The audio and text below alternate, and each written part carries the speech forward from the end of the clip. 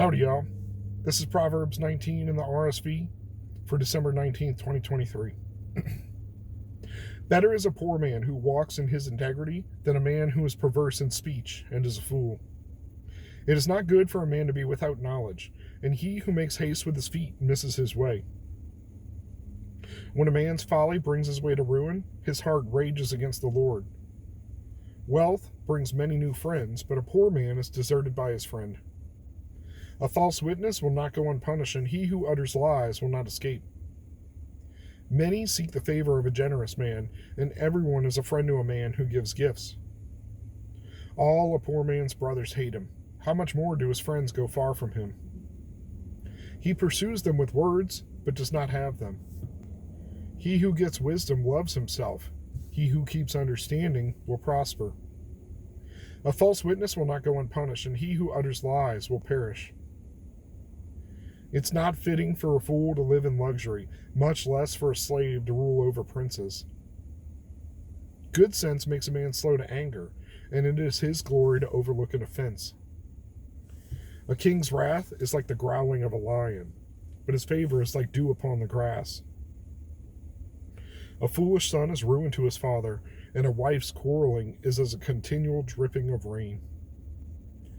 A house and wealth are inherited from fathers, but a prudent wife is from the Lord. Slothfulness casts into a deep sleep, and an idle person will suffer hunger.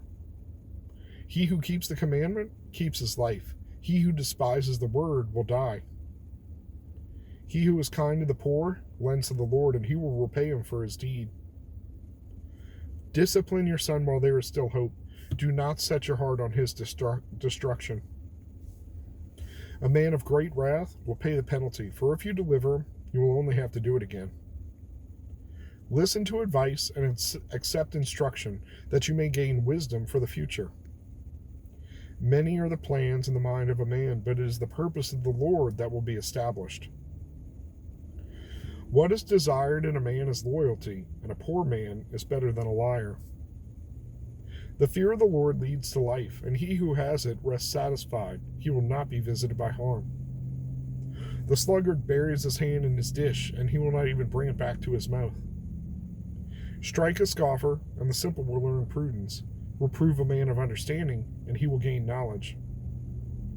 He who does violence to his father and chases away his mother is a son who causes shame and brings reproach. Cease, my son, to hear instruction, only to stray from words of knowledge. A worthless witness mocks at justice, and the mouth of the wicked devours iniquity. Condemnation is ready for scoffers, and flogging for the backs of fools. Since highlighting 2 or 3 days ago the holding back of your response, it seems like it's in 3 or 4 chapters in a row, right? It's better to be someone with integrity. Even if you're poor, it's better to be a good man than a not so good man with money.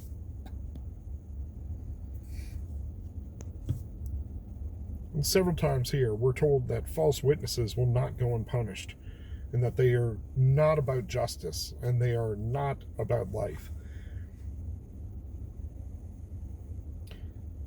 It implies in the later part that the scoffers and the false witnesses do it knowingly, knowing they're perverting justice and getting a kick out of it.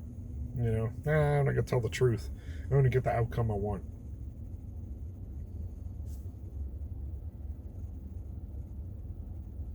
If you get wisdom, you love yourself. And if you keep understanding, you'll prosper. That checks out to me.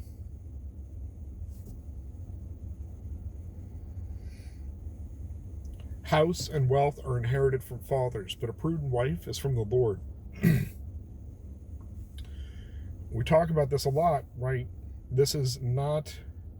There are obviously places where the Lord chose for someone to be with someone else, right? But on the whole, I think it's on us. I don't think there's like the one person that we pray until they come knock on your door. That's not how it works. You need to be out in the world doing what you're supposed to do and meet someone. Worthy is the wrong word. Not worthy of you and your love, but like worthy of the Lord, serving the Lord. so that you can come together and build a household. But the prudent wife from the Lord statement, it's like, it's difficult to grapple with, because I don't believe that there's like one soulmate for everybody, right? Otherwise, like, what if your soulmate's born in China or India and you're in the States? It doesn't work out for me. But there are threads, right, throughout time, each person weaving their tapestry of their life. And essentially, we can get married to anybody. We can choose a wife however we like. There's some choices that are better than others, and there's some that will weave a better story than others. And if you choose wisely, then you'll weave something beautiful together, right? You've got several admonishments about complaining wife, and a complaining wife is like a dripping on a rainy day. It just never stops. It's like grates on you, right? It bothers your psyche.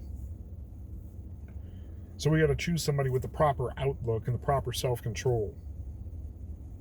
And then we got to protect them and take care of them. So the work never ends. If you're kind to the poor, you lend to the Lord, and he'll repay him for his deed. This is difficult. Not like, ooh, I want to take care of the poor. But this exit that I get off at every day of my life, sometimes several times a day, there's always people there panhandling and begging. There's also homeless shelters nearby. So some of these people go to the shelter for help, but don't stay there because, let's just say, various reasons. Drugs, alcohol, just not wanting to sleep there. I encountered one gentleman at the Shell station. We talked for a long time, and it was very well dressed and taken care of for somebody on the streets, but basically said, like, no, I don't sleep there. To each their own. But many times it's the exact same people, day in, day out, and you want to have pity on them and help them. But at the same time, if they're being given opportunities and they're not taking them, or they're not capable of changing their life, what are we to do? If I have money, I'm willing to give it to them. I often don't have cash, just because the nature of our society these days and how I'm getting paid. I've tried to offer, I often have like snacks, in the car for myself, stuff to eat. And a couple times I've offered it to them and gotten a really poor response. Like that's a PB&J oat bite or whatever. And I also have fig bars and stuff. And it's like, I can't have that. I'm diabetic. I don't know you from Adam, homie. I was not trying to kill you. I'm trying to feed you and just help you. My bad. So, I don't know. There's another fella that says, no lie here. I need a damn beer. Pardon my French. That's what the sign says. Fine. I'm willing to give you money to go get a beer. I realize that's a destructive thing that I'm aiding, but everybody's just trying to get through their day. And maybe by me showing kindness to somebody and take a minute out of the day to talk to somebody, to see what they're going through, that's the part that can help them more than giving them beer money. But when you see the same couple of people all the time struggling with mental health or addiction and stuff, tiresome is not the right word. It's difficult to grapple with. I can't save these people. I can't take them into my house and fix them or help them to fix themselves. But I don't want to pull up at the stoplight and act like I don't see them either. So sometimes it's just okay to talk to them, but they're wanting something from you. And if I don't have it to give it except for God, for the word of the Lord, I feel bad about it. Anybody else struggle with this kind of thing? Any comments are appreciated. Let me know what you think. Let me know how you deal with this. I just explained this principle to my kiddo about a man of great wrath will pay the penalty, for if you deliver him, you'll have to do it again. If you can't control yourself, you're going to end up in a cell or a grave, right? So we need to learn to control ourselves, because mommy and daddy can't save you if you do something truly stupid out of anger. Many are the plans in the mind of a man, but the purpose of the Lord will be established. This is what I'm talking about with the choosing a wife situation. We can do what we want, we can think how we want, we can act how we want, but at the end of the day, the Lord is weaving history together for his purpose. And we're going to play our part in that purpose. Even when we're supposed to go this way and we decide we're going that way, guess what? It's getting used for the greater purpose. And maybe we'll never see it. Better to go with the Lord and his purpose. And we'll go further, faster.